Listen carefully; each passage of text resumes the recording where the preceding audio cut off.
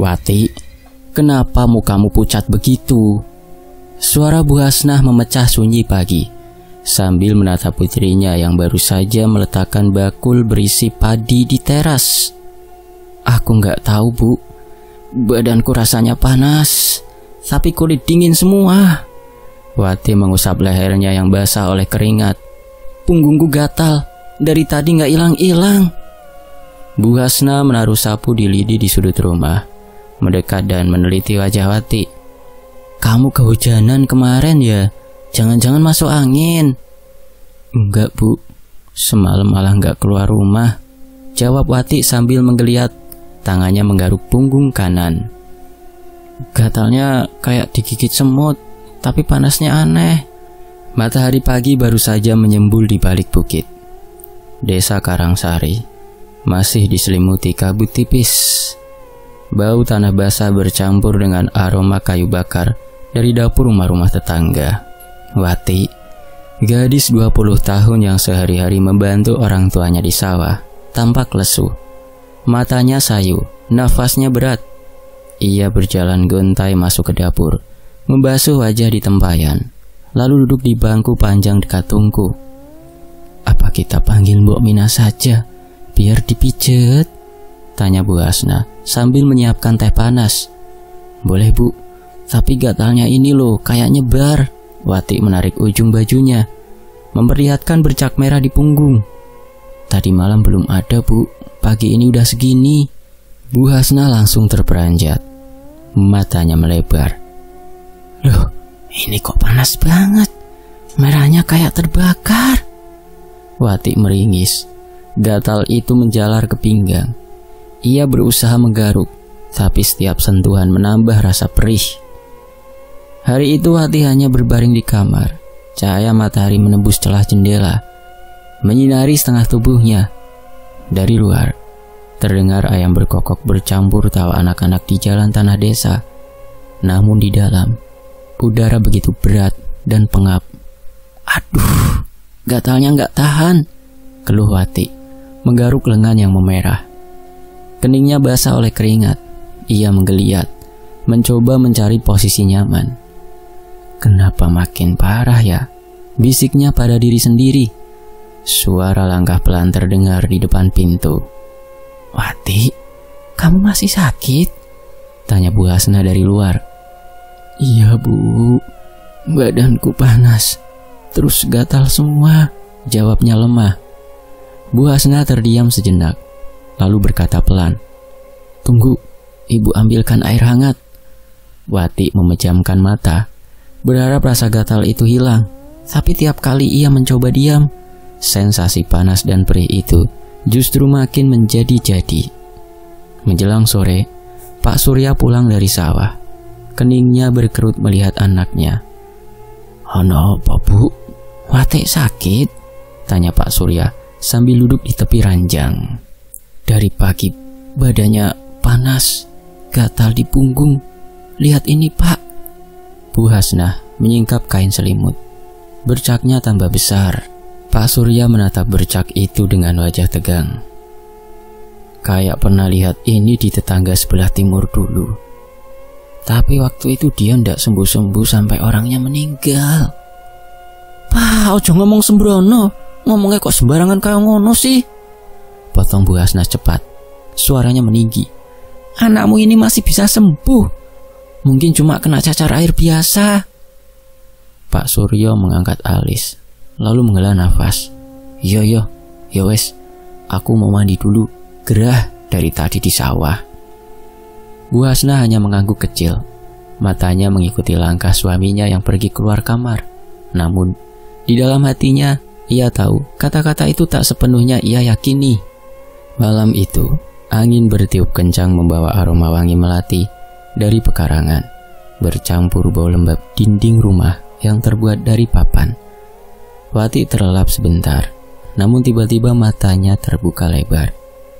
Ia merasa ada sesuatu yang menyentuh punggungnya, dingin, kasar, seperti tangan dengan kuku panjang. Nafasnya tercekat, tubuhnya kaku. Ia tak bisa berteriak.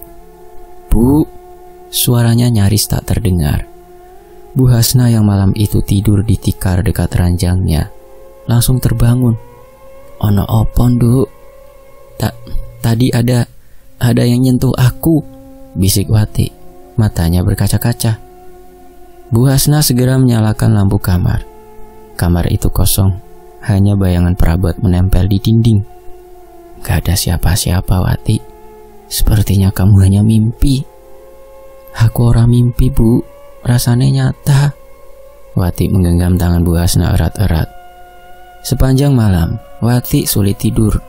Setiap kali matanya terpejam, ia merasakan langkah kaki berputar di sekitar tempat tidurnya. Kadang terdengar desahan panjang dari sudut kamar. Bercak merah di punggungnya semakin panas, menjalar hingga ke bahu. Pagi itu saat Bu Hasna mengganti baju Wati, ia terperanjat. "Ya Allah, ini merahnya makin melebar. Ada cairan keluar."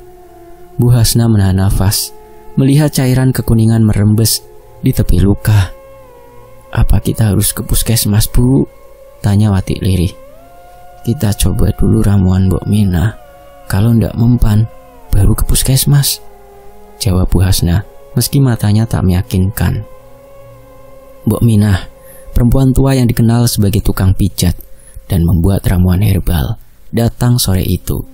Tangannya yang keriput mengelus punggung Wati, lalu mengerutkan dahi. "Iki aneh, Bu. Kalau cuma gatal biasa, ndak akan merahnya begini. Apalagi ada panas dalam yang ndak wajar," ucapnya pelan. Maksudnya gimana, Mbok?" Bu Hasna mendekat. "Ora roh, ora ngerti. Cuma aku pernah lihat ini waktu kecil. Orang yang kena beginian katanya kiriman orang. Dulu kalau ndak salah orang sini nyebutnya jengges," bisik Mbok Minah seperti takut ada yang mendengar. Pak Surya yang duduk di kursi bambu menatapnya tajam. "Mbok, jangan sembarangan ngomong santet. Siapa tahu si Wati hanya kena cacar air biasa." "Aku ndak nuduh siapa-siapa, Pak. Cuma bercak merah ini loh, baunya lain. Bukan kayak borok biasa. Kalau dibiarkan, bisa menjalar ke seluruh badan." "Ya wes lah, Mbok kasih aja ramuan yang terbaik. Aku yakin Wati pasti sembuh setelah itu." Pak Surya menatap Mbok Minah. Ada rasa khawatir dan takut dalam hatinya. Siang itu Mbok Minah datang membawa mangkuk tanah liat berisi ramuan daun sirih dan kunyit yang ditumbuk halus. Aromanya menyengat, bercampur getir. "Wati, sini Nduk, Mbok balurkan yo," ucap Mbok Minah sambil mengaduk ramuan itu dengan ujung jarinya. "Bau sekali, Mbok," Wati meringis saat punggungnya tersentuh ramuan dingin itu. "Ora apa-apa, ini bisa meredakan perihnya," jawab Mbok Minah, menepuk pelan punggung Wati setelah selesai. Sore itu, rasa panas memang sedikit mereda, tapi begitu malam tiba, Wati terbangun dengan nafas tersengal. "Astaga, panasnya!" Ia memegangi punggungnya yang terasa seperti dibakar. Dari luar kamar, suara Bu Hasna terdengar cemas. "Wati, kenapa lagi, Nduk?" "Panasnya balik lagi, Bu. Malah tambah perih," jawabnya. Suaranya nyaris menangis. Ia meringkuk, tapi sensasi aneh itu terasa menjalar. Seolah ada sesuatu yang bergerak di bawah kulitnya. Suara nafas berat dan dalam terdengar dari belakang Wati. "Pak, Bu, ada orang di belakangku, Bu, di sini." Wati mencoba duduk, tapi tubuhnya lemas. Pak Surya yang baru saja masuk ke dalam kamar segera menyalakan lampu dan menatap sekeliling kamar. Tapi udara mendadak menjadi dingin menusuk. "Ora ono sopo-sopo, Nduk. Mungkin kamu cuma salah lihat," ujar Pak Surya sambil melangkah mendekati ranjang Wati. "Enggak, Pak. Aku yakin tadi ada orang di sini." Wati menatap bapaknya, matanya masih penuh rasa takut. Pak Surya menarik nafas panjang. "Wes, sekarang kamu tidur lagi. Besok pagi kita ke puskesmas," katanya. Suaranya berat dan datar. Wati pelan-pelan berbaring kembali. tapi matanya tak lepas dari sudut kamar yang remang. Sementara itu, Pak Surya berdiri beberapa saat di sisinya, mencoba menyembunyikan kegelisahan yang diam-diam menguasai pikirannya. Di lain waktu, "Bu, ini kok kayaknya tambah parah." Suara Wati lirih. Matanya menatap, bercermin pada piring kaleng yang diisi air. Bu Hasnah menghampiri, melihat leher Wati yang kini penuh bercak kemerahan. "Ya Allah Wati, ini sudah sampai leher. Perasaan semalam belum ada, Nduk. Perih, Bu. Panasnya kayak dibakar. Gatalnya gak ketahan." Wati mencoba menggaruk, tapi Bu Hasnah segera menahan tangannya. "Ojo digaruk, nanti malah tambah luka," tegur Bu Hasnah cepat, menahan tangan putrinya.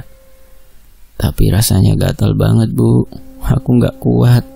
Wati merengek, berusaha menggaruk punggungnya lagi. Tangan Bu Hasnah tetap menahan erat. "Ibu tahu, Nduk, tapi kan dokter sudah bilang semakin digaruk rasa gatalnya justru makin kuat."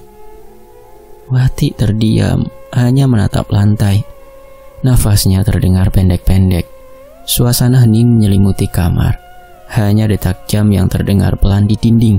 Sesekali, suara daun kering tersapu angin menabrak jendela, menambah kesunyian yang terasa menekan dada Bu Hasnah. Pagi itu, cahaya matahari tak mampu menghangatkan rumah kayu keluarga Pak Surya. Angin dari celah-celah dinding membawa aroma anyir dari luka di tubuh Wati. Cairan kuning mulai merembes dari tepi bercak, meninggalkan noda di kain jarik yang membungkusnya. Tetangga yang lewat melambatkan langkah, melongok ke dalam rumah yang pintunya terbuka separuh. Bisik-bisik mulai terdengar di depan halaman, seperti riak kecil yang cepat menyebar. "Aku dengar itu Wati sakit aneh," bisik seorang ibu pada kawannya. Matanya sesekali melirik ke dalam. "Iya, ada yang bilang kena kiriman. Teluh katanya," sahut temannya dengan nada pelan. "Hei, ojo sembarang ngomong. Tapi aku pernah lihat persis kayak ini dulu di kampung sebelah," timpal yang lain. Tiba-tiba Pak Suryo keluar dari dalam rumah. Wajahnya masam, matanya menatap tajam ke arah mereka. "Ndak usah ngomong sembarangan. Anakku ndak kena teluh. Dia cuma sakit biasa." Bisik-bisik itu seketika terhenti. Para tetangga saling pandang, lalu perlahan mundur dari halaman, meninggalkan Pak Surya berdiri sendiri di ambang pintu. Siang itu, Pak Surya memanggil Mbok Minah kembali. Perempuan tua itu datang tergesa, membawa kantong kain lusuh berisi berbagai dedaunan dan akar yang masih basah tanah. "Cepat, aku takut keadaannya makin parah," ujar Pak Surya, suaranya tegang.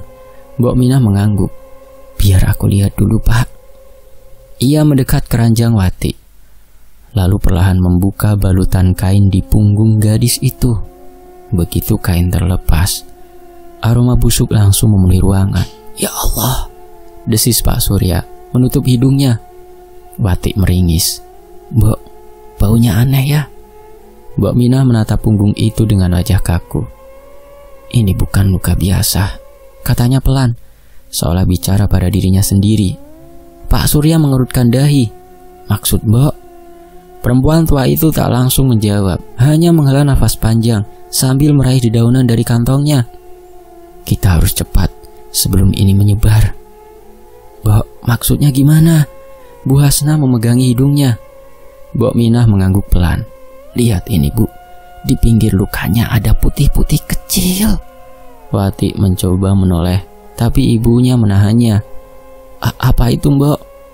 "Belatung," jawab Mbok Minah lirih. "Aku gak pernah lihat luka bernanah yang bisa keluar belatung secepat ini." "Apa ini berarti?" Pak Surya tak melanjutkan kalimatnya. Mbok Minah hanya menghela nafas. "Kalau aku boleh saran, mending cepat panggil Mbah Surip. Beliau lebih paham urusan beginian." Bu Hasnah menoleh ke arah Pak Surya. "Gimana, Pak?" "Ya wis, nanti sore biar aku ke rumah Mbah Surip." Mata Pak Surya terus memandang wajah Wati yang semakin pucat. Menjelang sore, Pak Surya berjalan cepat ke rumah Mbah Surip. dukun kampung yang tinggal di ujung desa. Mbah Surip terkenal jarang mau turun tangan, kecuali jika penyakit yang dianggap bukan penyakit biasa. Tok tok tok, pintu diketuk dari luar. Assalamualaikum, nuwun sewu. Suara Pak Surya terdengar agak berat. Tak lama daun pintu tua itu bergeser perlahan. Dari baliknya muncul sosok Mbah Surip, berdiri dengan punggung sedikit bungkuk. Waalaikumsalam, jawabnya. Matanya meneliti wajah Pak Surya beberapa saat, seolah mencoba membaca pikirannya. Monggo, blebet, masuk dulu. Pak Surya mengangguk, melangkah masuk melewati ambang pintu yang berderit pelan.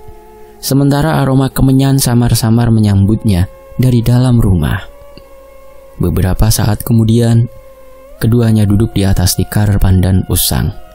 Di hadapan Mbah Surip terletak sebuah nampan berisi bunga staman, sebutir kelapa, dan tungku kecil yang mengeluarkan asap kemenyan, menyala perlahan. Ono opo? Tanya Mbah Surip. Tangannya mengambil segenggam kemenyan dan menaburkannya ke tungku kecil di depannya.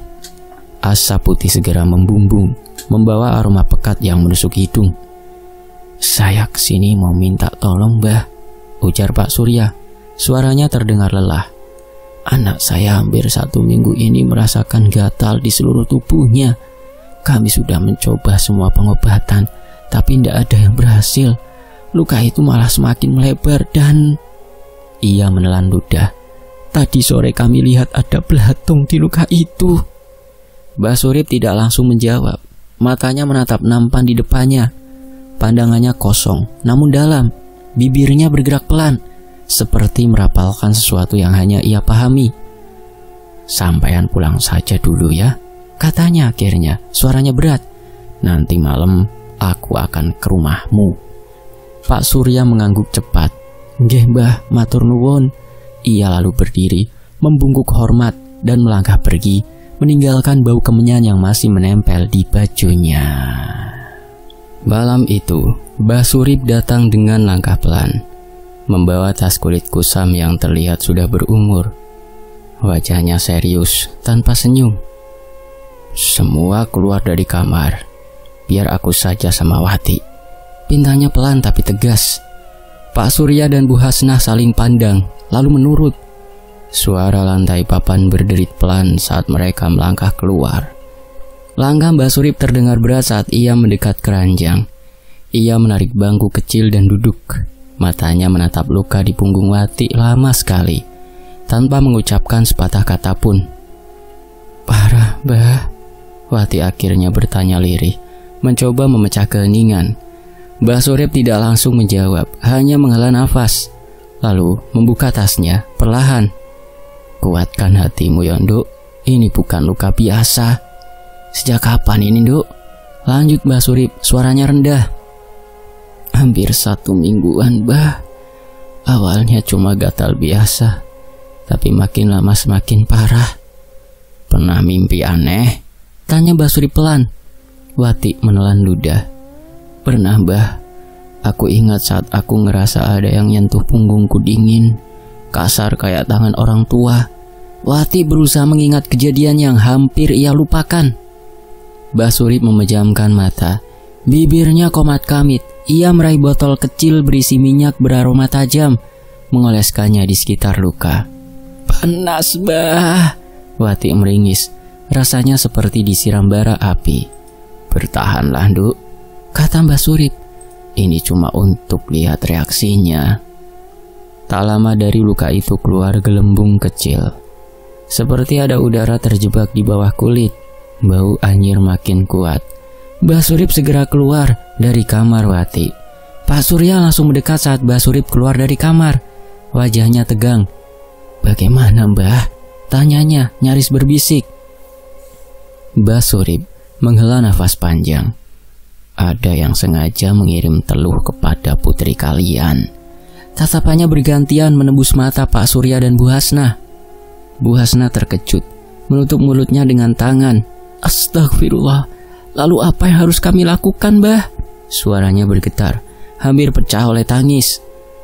Asap kemenyan dari dalam kamar masih menguar, membuat udara semakin berat. Mbah Surip menatap Pak Surya dalam-dalam. "Ini bukan penyakit biasa," ujarnya pelan namun tegas. "Orang sini menyebutnya teluh jengges." Teluh jengges? Suara Pak Surya meninggi. "Siapa yang tega mengirim?" "Saya tidak mau asal tuduh," jawab Mbah Surip. "Tapi biasanya ini kiriman orang yang dendam. Kalau tidak cepat diambil, bisa menjalar sampai seluruh badan. Orang yang kena jarang bertahan lebih dari sebulan." "Apa putri kami bisa disembuhkan, Mbah?" tanya Bu Hasnah putus asa. "Bisa, tapi harus dikembalikan pada pengirimnya, dan itu beresiko besar. Mereka pasti melawan." Wati yang sudah berdiri di ambang pintu terisak. "Mbah, tolong aku gak mau mati." Mbah Surip mengangguk. "Besok malam Jumat Kliwon, kita lakukan ritual. Sementara ini jangan biarkan dia sendirian. Luka ini akan menarik makhluk-makhluk yang tidak kasat mata." Setelah Mbah Surip pulang, rumah terasa lebih dingin. Wati terbaring, matanya tak berani terpejam. Di luar, suara angin menabrak dinding bambu. Di sela-sela angin, sesekali terdengar seperti langkah kaki menyusuri pekarangan. Bu Hasnah duduk di tepi ranjang, memegang tangan Wati. "Kamu kuat, Nduk. Besok semua ini selesai." "Tapi Bu, bagaimana kalau yang ngirim itu marah?" tanya Wati. Suaranya pelan dan serak. Bu Hasnah menggenggamnya lebih erat. "Biar ibu yang hadapi." Di luar rumah, Pak Surya berdiri di teras.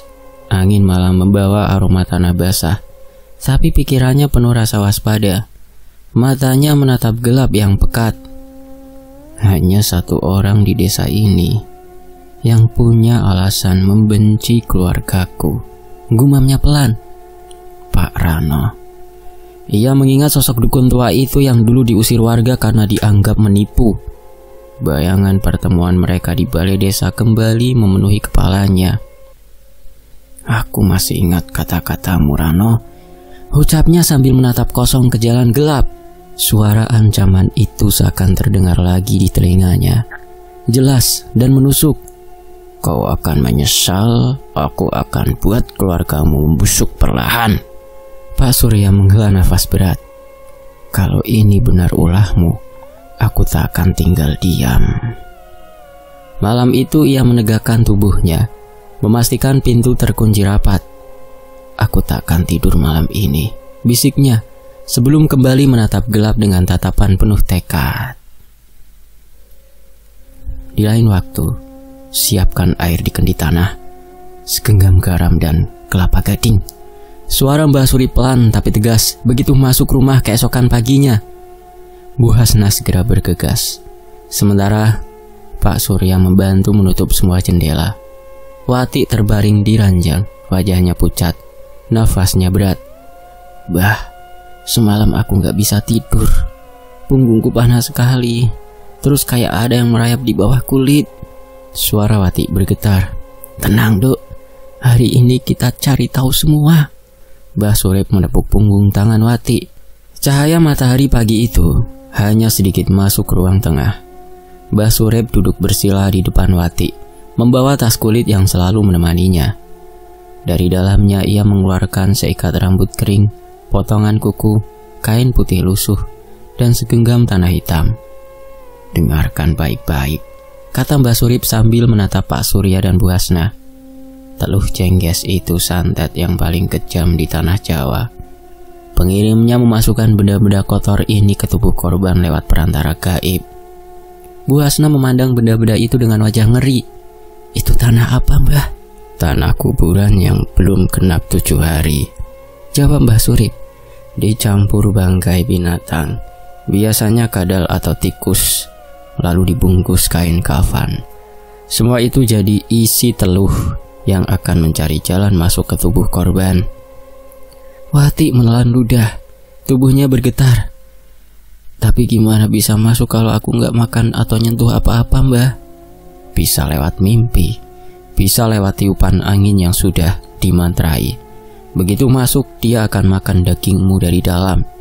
Jelas Mbah Surip. Pak Surya mengepalkan tangan. Kalau begitu, aku sudah tahu siapa yang ngirim. Mbah Surip mengangkat tangan. Jangan sebut nama dulu. Teluh ini licik.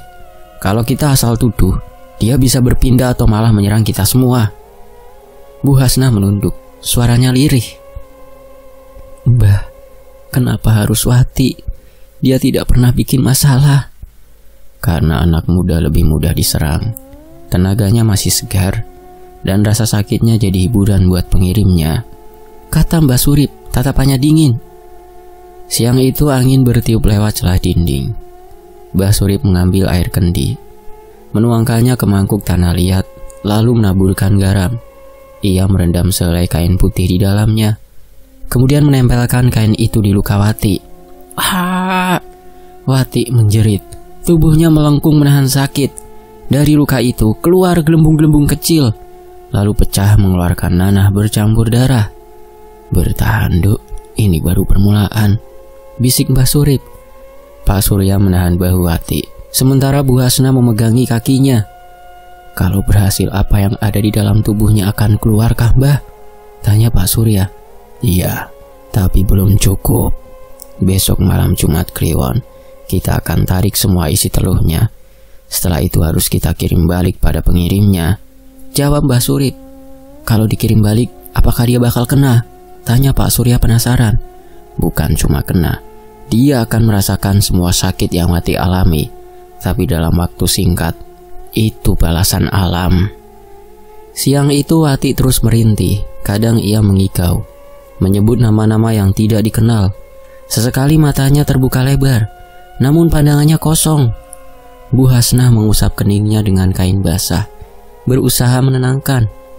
Menjelang sore, Mbah Surip kembali duduk di sampingnya. Wati, kalau nanti di mimpi ada yang datang, jangan diajak bicara.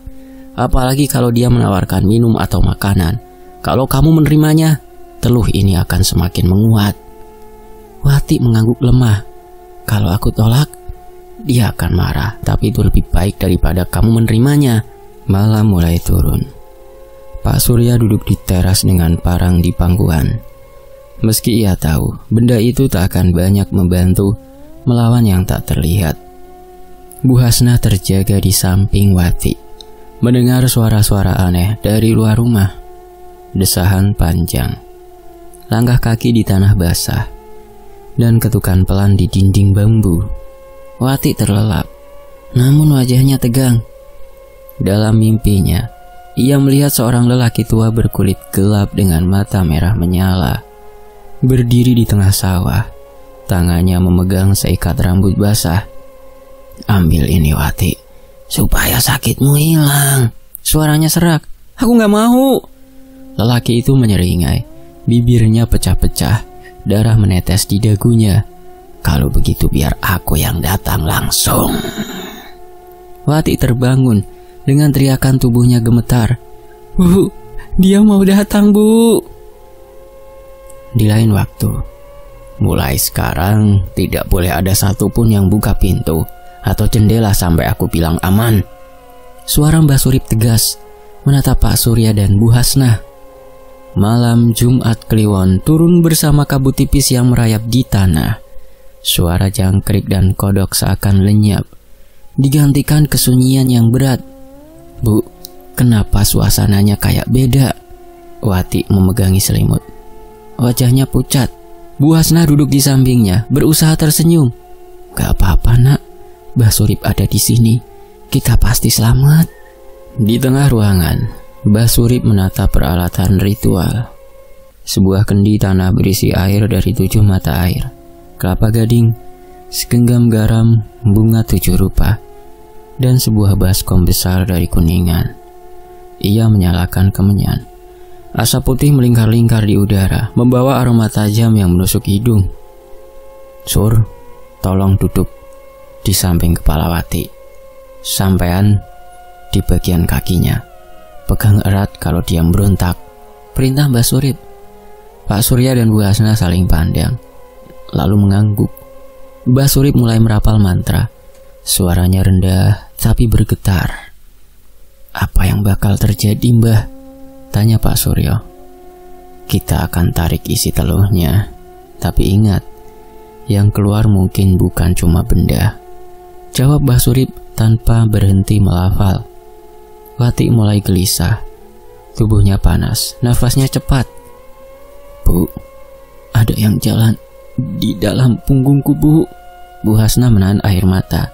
Sabar Yonduk, Siti meneh. Tiba-tiba Wati melengkungkan tubuhnya, mulutnya berteriak panjang, namun suaranya seperti bercampur dengan suara lain, serak, tua dan penuh kebencian. Kalian berani melawanku? Bentak sosok yang ada di dalam tubuh Wati. Pak Surya terperanjat. Itu bukan suara Wati. Mbah Surip tetap tenang. Jangan jawab, terus pegang dia. Dari luka di punggung Wati, nanah bercampur darah mulai keluar deras, menetes di baskom kuningan. Bau busuk langsung memenuhi ruangan. Ya Allah, ibu menutup mulutnya, tapi tetap memegangi kaki Wati. Dari dalam luka, muncul benda hitam menggumpal saat Mbah Surip menariknya dengan pinset besi. Terlihat itu bukan sekedar daging busuk, melainkan sekat rambut basah bercampur tanah, potongan kuku dan tulang kecil. Ini isinya, gumam Mbah Surip. Tapi belum sempat ia memasukkan ke baskom, udara di ruangan tiba-tiba berat. Lampu minyak berkedip-kedip. Suara ketukan keras datang dari pintu depan. Tok tok tok. Buka, aku mau ambil milikku. Suara dari luar berat dan dingin. Pak Surya berdiri, wajahnya tegang. Bah, itu. Jangan buka, bentak Mbah Surip.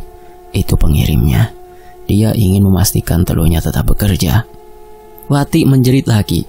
Kali ini matanya terbuka lebar, namun bola matanya nyaris putih semua. Biar dia masuk, aku gak kuat. Bu Hasna menahan tangis. Nduk, jangan ngomong gitu, Nduk. Mbah Surip meraih kelapa gading, membelahnya dengan sekali tebas dengan golok kecilnya. Air kelapa dituangkannya ke baskom, bercampur dengan benda-benda kotor dari luka Wati. Asap kemenyan semakin tebal, menutup pandangan. Sekarang kita kirim balik, kata Mbah Surip sambil menutup baskom dengan kain putih. Mbah Surip mulai merapal mantra lebih cepat. Suaranya meninggi, seperti mengikuti irama yang tak terdengar oleh orang lain. Wati menatapnya dengan mata melebar. Tubuhnya bergetar. Dari arah pintu, suara ketukan tiba-tiba berubah menjadi dentuman keras. Seolah ada sesuatu yang menghantam dari luar. Sepertinya dia marah. Biar saja, marahnya justru akan mempercepat pengembalian ini, jawab Mbah Surip. Tiba-tiba terdengar suara erangan panjang dari luar rumah, diikuti bau amis yang menyusup lewat celah-celah dinding. Wati terdiam, nafasnya kembali normal. Luka di punggungnya berhenti mengeluarkan cairan, meski warnanya masih merah menganga. Mbah Surip membuka kain penutup baskom, lalu menuangkan isinya ke kendi tanah. Dengan ini aku kembalikan pada yang mengirim. Biarlah ia yang merasakan apa yang ia tanamkan. Begitu kendi ditutup, suara dari luar hilang seketika. Hanya terdengar bunyi hembusan angin malam. Mbah Surip menghela nafas panjang. Sudah selesai untuk malam ini. Tapi kalian harus waspada. Pengirimnya tidak akan tinggal diam. Bu Hasnah memeluk Wati erat. Terima kasih, Mbah. Terima kasih. Pak Surya menatap pintu rumah dengan rahang mengeras. Dalam hatinya ia tahu siapa yang akan ia datangi esok pagi. Namun Mbah Surip berkata pelan, jangan gegabah. Balas dendam itu bukan milik kita. Biar alam yang membalas. Di lain waktu, Wati sudah lebih baik, kata ibu sambil memeriksa dai anaknya, yang kini tak lagi panas, tapi dia masih sering mengigau. Pagi itu, rumah terasa sedikit lebih lega. Meski aroma kemenyan, kemarin, malam, masih menempel di udara. Pak Surya duduk di teras, memandang jalan desa yang lengang. Aku gak bisa diam saja, gumamnya. Kalau Mbah Surip tidak melarang, semalam aku sudah datangi dia. Sabar, Pak. Mbah Surip benar. Bukan kewenangan kita untuk membalas kejahatan manusia. Biar alam ciptaan Tuhan yang membalasnya. Bu Hasna menggenggam tangan Pak Surya. Yang terpenting sekarang Wati sudah jauh lebih baik, lanjut Bu Hasna. Pak Surya hanya mengangguk kecil. Di belakang rumah, Wati duduk di kursi kayu sambil menyeruput teh hangat. Meski tubuhnya masih lemas, senyum tipis sudah mulai kembali. Namun matanya sesekali melirik ke arah kebun pisang dari seberang jalan, seolah ada sesuatu yang memperhatikannya. Bah, rasanya aku kayak masih diawasi, katanya saat Mbah Surip datang membawa bungkusan kain. Mbah Surip mengangguk pelan. Itu wajar, Nduk. Teluh sudah kembali, tapi sisa ikatannya masih ada. Dia belum benar-benar menyerah. Siapa, Mbah? Siapa yang tega melakukan ini? Tanya Wati, suaranya bergetar. Mbah Surip duduk menatap Wati lama. Kadang orang yang paling dekat justru yang paling mudah menusuk. Tapi kamu belum siap dengar namanya. Pak Surya yang sedari tadi diam mengepalkan tangan. Kalau begitu biar aku yang... Tidak, jangan. Balas dendam itu sekarang sudah berjalan. Lihat saja. Mbah Surip membuka bungkusan kain, memperlihatkan kedai tanah yang ia bawa semalam. Retakan halus mulai muncul di permukaannya. Menjelang siang, kabar buruk cepat menyebar di desa. Warga berbisik-bisik di tepi jalan. Wajah mereka tegang. Bu Hasna, apa udah dengar berita terbaru? Itu loh, Suminah, dukun ilmu hitam di ujung kampung, bisik seorang ibu sambil menutup mulutnya. Kenapa? Tanya Bu Hasna penasaran. Katanya ditemukan meringkuk di lantai rumahnya. Kulitnya melepuh parah, matanya membiru, dan dari mulutnya keluar suara arangan panjang. Jawabnya. Suaranya bergetar. Beberapa warga langsung bergegas menuju rumah Suminah. Sementara Bu Hasna, Pak Surya dan Mbah Surip hanya bisa memperhatikan para warga berlarian. Bu Hasna langsung menoleh pada Mbah Surip. Apa itu dia, Mbah? Mbah Surip menghela nafas. Balasannya datang. Pak Surya mengerutkan dahi. Jadi selama ini dugaanku salah. Pagi itu Wati dan Bu Hasna berbincang-bincang di teras rumah. Tidak berapa lama di tengah percakapan, seorang tetangga berlari masuk. Pak, Bu Sarmi keadaannya makin parah. Katanya kulitnya seperti terbakar dari dalam. Wati memandang Bu Hasna dengan mata membesar. Bu Sarmi? Dia itu kan teman arisan ibu. Bu Hasna hanya diam, air matanya menggenang. Ingatan Bu Hasna seketika melayang pada Bu Sarmi, perempuan yang sejak dulu memang menyimpan rasa benci padanya. Ia selalu merasa tersaingi oleh hasil panen melimpah yang didapat Pak Surya. Seolah keberhasilan keluarga Hasna menjadi duri di matanya. Alah, si Hasna pasti pakai pesugihan. Gak mungkin di antara banyak petani yang gagal panen, sawah dia kok malah justru tumbuh subur, kata Bu Sarmi sambil meneguk tehnya di kala itu. Ucapannya disambut bisik-bisik beberapa orang di tempat arisan. Ya, ingatan Bu Hasna langsung kembali pada momen itu. Rasa panas menjalar di dadanya, mengingat tatapan meremehkan Bu Sarmi yang dulu menusuk hati. Bu, ibu kenapa? Suara Wati memecah lamunannya. Bu Hasna sedikit terlonjak. Enggak apa-apa, Nduk, jawabnya sambil berusaha tersenyum, meski hatinya masih menyimpan luka lama itu. Ya Allah, ternyata selama ini Bu Sarmi yang sudah membuat anakku menderita, batin Bu Hasna. Menjelang sore, hujan deras mengguyur desa. Petir menyambar berulang kali, seolah langit pun ikut marah. Di rumah Bu Sarmi, orang-orang berkerumun di ruang tengah, namun tak satu pun berani menyentuhnya. Tubuh perempuan itu gemetar hebat di atas tikar. Matanya melotot kosong. Dari mulutnya keluar tanah basah bercampur rambut dan potongan kuku, membuat beberapa orang mundur ketakutan. Astagfirullah, ini apa toh? Bisik seorang ibu, wajahnya pucat. Jangan dekat-dekat, nanti kena, sahut yang lain sambil menutupi hidungnya. Hanya suara hujan dan gelegar petir yang mengisi ruangan, menyelimuti semua orang dengan rasa ngeri yang sulit dijelaskan. Sementara itu, di rumah Wati, Mbah Surip berdiri di depan jendela. Itulah kekuatan Teluh Jengges yang kembali pada pemiliknya. Semua yang dia tanam kini tumbuh di tubuhnya sendiri. Tapi Mbah, suara Wati pelan, aku kasihan. Mbah Surip menatapnya tajam. Kasihan? Dia tak punya belas kasihan saat menanamkan teluh di tubuhmu, Nduk. Kalau bukan karena cepat ditangani, kamu mungkin sudah meninggal. Wati menunduk. Malamnya suara gonggongan anjing terdengar dari segala arah. Angin bertiup kencang, membuat daun-daun pisang berderak keras. Di kejauhan, terdengar teriakan Bu Sarmi yang melengking, lalu menghilang tiba-tiba. Pak Surya keluar rumah sebentar, tapi begitu melangkah ke jalan, angin dingin menyapu tubuhnya. Ia kembali masuk, menutup pintu rapat-rapat. Bu Hasna berbisik pada Mbah Surip. Apakah itu tanda akhirnya? Mbah Surip mengangguk. Ya, dia sudah menerima seluruh sakit yang dia kirim. Keesokan paginya, kabar buruk menyebar cepat di desa. Warga saling berbisik. Kalian sudah dengar kalau Bu Sarmi meninggal? Ujar seorang bapak dengan suara rendah.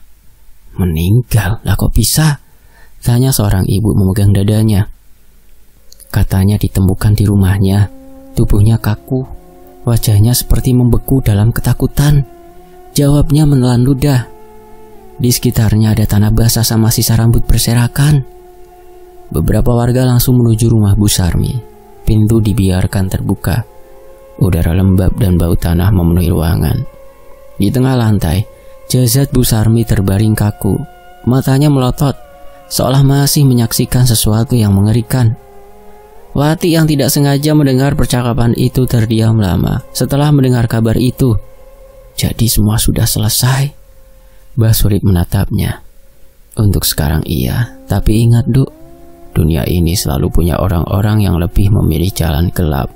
Jangan pernah lengah. Langit pagi itu kelabu. Awan menggantung berat di atas desa. Hujan semalam membuat tanah pemakaman becek. Setiap langkah meninggalkan jejak lumpur yang dalam. Di antara kabut tipis, suara tahlil pelan terdengar, mengiringi jenazah Bu Sarmi menuju liang lahat. Wati berdiri di belakang kerumunan, bersandar pada Bu Hasna. Matanya menatap nisan tanpa berkedip, seolah ingin memastikan bahwa sosok itu benar-benar sudah pergi. Kenapa wajahnya ditutup kain tebal, Bu? Bisik Wati. Bu Hasna menghela nafas. Katanya bentuknya sudah tidak bisa dilihat orang. Mbah Surip yang berdiri di sebelah mereka ikut menambahkan pelan. Itu karena semua yang dia tanam lewat teluh sudah kembali. Tubuhnya sudah tak lagi seperti manusia. Pak Surya yang waktu itu ikut membantu mengangkat keranda. Meski ringan, ia merasakan hawa dingin menjalar dari kain kafan ke telapak tangannya. Bau amis samar masih terasa meski jenazah sudah dibungkus rapat.